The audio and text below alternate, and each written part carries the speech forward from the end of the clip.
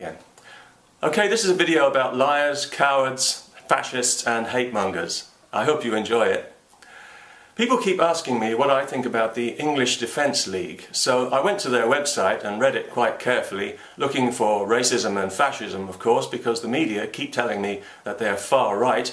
But, well, I'm a little puzzled because all I can find is a healthy regard for human rights, democracy and the rule of law. Not a whiff of racism or fascism and not a hint of far-right politics of any kind.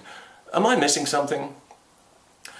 Now, I realise what a minefield I'm stepping into here because I've noticed that anyone who doesn't condemn the EDL as far-right, fascist and racist is instantly written off as far-right, fascist and racist. But if I cared about my personal reputation, I would have stopped making videos a long time ago.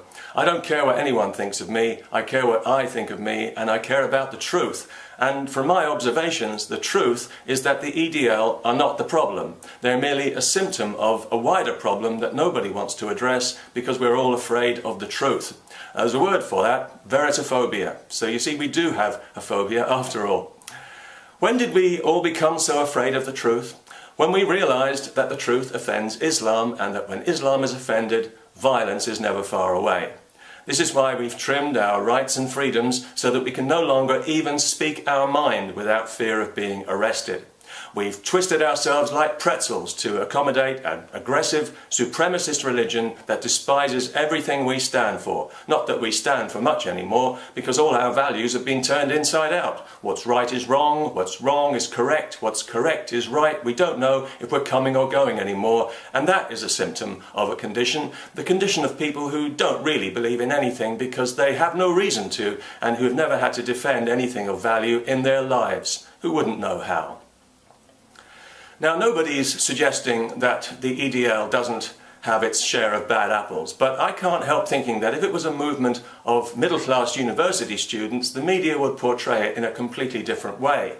But because it's mainly working-class men, they desperately want them to be fascist and racist, because if working-class men have a political opinion, it has to be a violent, subhuman opinion, because that's who they are. They're all football hooligans at heart. Never mind that their demonstrations are always peaceful because they may be working class, but they're not stupid and they know what would happen to them if they weren't peaceful. And how else are they supposed to get their voices heard? Write a column in The Guardian, perhaps. Peaceful street protest is all they've got.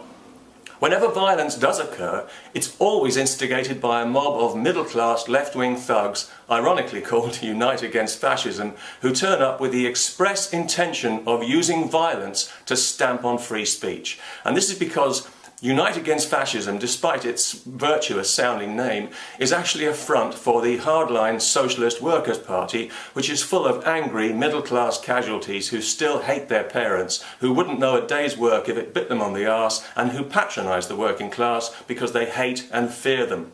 When these self-righteous cretins are not violently defending Islamic jihad, they're busy shouting down people who advocate democracy and the supremacy of Parliament, who they also regard as fascists. But these are the real fascists, and these are the people the police should be focusing on, the extreme nutcase fringe of the hard-left, nutcase fringe Stalinist wing. They persuaded a bunch of politicians and other public figures to sign their mission statement by lying and calling themselves anti-fascists, thus neatly acquiring for themselves license to practice the politics of the jackboot, to operate outside the law and to explicitly endorse and use violence to silence opinions they disapprove of. If any other political organisation behaved like this, it would be shut down.